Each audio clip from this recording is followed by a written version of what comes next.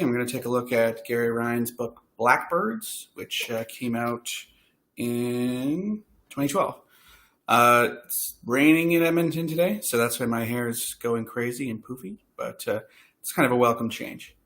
For those of you who don't know, NeWest is a independent book publishing outfit located in Edmonton, Alberta, Canada.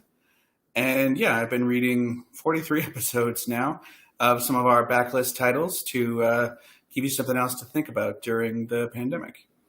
So Garry Ryan's Blackbirds books are a World War II adventure series about a woman who joins the Air Transit Authority. It's the sort of maybe it's our Air Transit Auxiliary. I'll find out in a second. But it was the part of the RAF that allowed women to fly planes. And what they would do is kind of shuttle planes around England to different hotspots where then men would get in and fight. So moving them around, protecting different hotspots in England, and generally keeping the wheels going. Since this is an adventure story, the main character gets into some dog fights herself, and it's exciting and fun. So here's the back cover. When young Sharon Lacey travels from Canada to England in the spring of 1940 in search of the father she never knew, she finds herself called upon to participate in a much larger and more dangerous mission. For at 18, she is a gifted flyer in an England desperate for pilots to fend off the impending attack from Hitler's Luftwaffe. In the months that follow, Sharon will be tested in ways that will affect the rest of her life, should she survive. With Blackbirds, award-winning mystery novelist Garry Ryan turns his hands toward historical fiction, vividly evoking the fear and uncertainty of wartime England, as well as the spirit of camaraderie and adventure shared by the men and women who step forward to defend it. Leaving well-loved Detective Lane behind, Garry Ryan takes off into new spheres, gliding the reader through the adventures of forgotten heroines of World War II. Myrna Day, author of Extensions. I've always really liked this cover. I'll show you two Blackbirds later down the line, but we've got the RAF symbol. The spine looks cool. I like the font. We've got the wing of a bird and then a wing of a plane, and then on the back we've got, plane decals and stuff and more bird wings. So I thought that was a cool cover. So here's a bit from the book.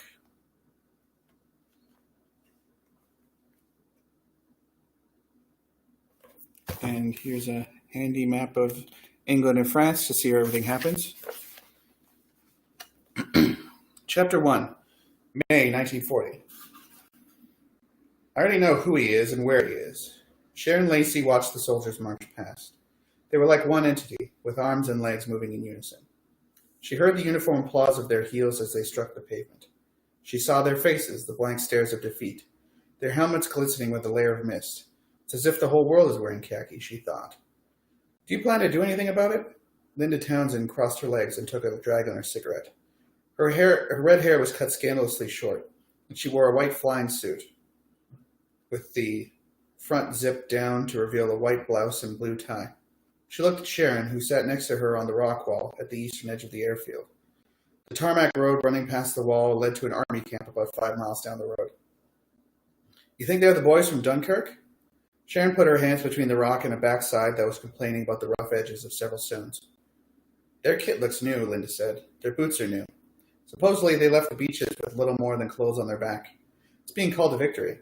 Our army plucked off the beach and saved from certain defeat by the Nazis. By the looks on their faces, they don't feel like victors. Linda looked over her shoulder. The fog was sifting away from the grass of the airfield. She could make out a low red building with white window frames. It's lifting. She carefully tapped the hot end of her cigarette against a stone, touched it with her fingertips, and put the remainder in the pocket of her flight suit. Come on, if we get through today, we'll be off to White Waltham. It's a little airfield next to London where the ATA is beginning its operations. ATA? How come you British never speak English? It's all ATA, RAF, BBC, WC, Sharon said. Air Transport Auxiliary. We get to fly all the kites the big boys get to play with. The difference is we're not supposed to have Jerry shooting at us. I'll never get used to this place, Sharon thought. Nobody speaks English.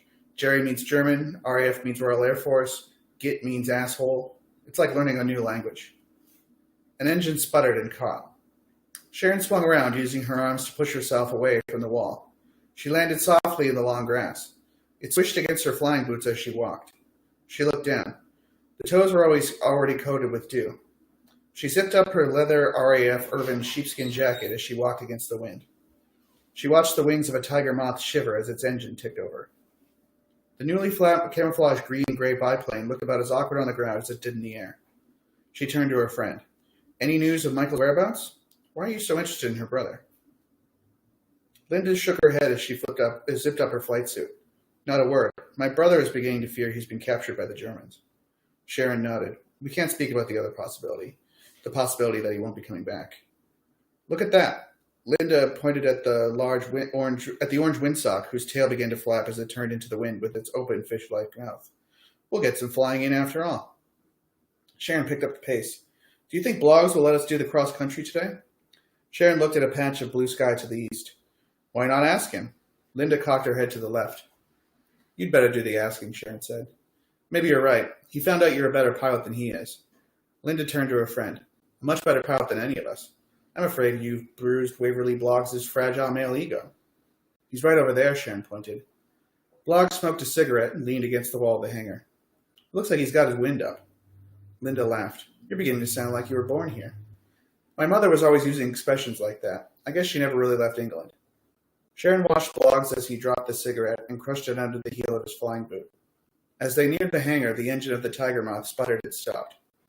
Bloggs turned their way. He wore his freshly pressed uniform jacket and pants. The final touch was slick-backed hair and a pencil-thin mustache.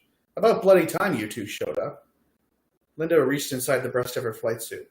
Bloggs watched her intently. We've got our flight plan ready for you, sir, Linda said. Course plotted, winds estimated, and time compute, sir, all as you requested. She handed the plan to Bloggs. Bloggs stared at Linda and then Sharon, searching for evidence of sarcasm.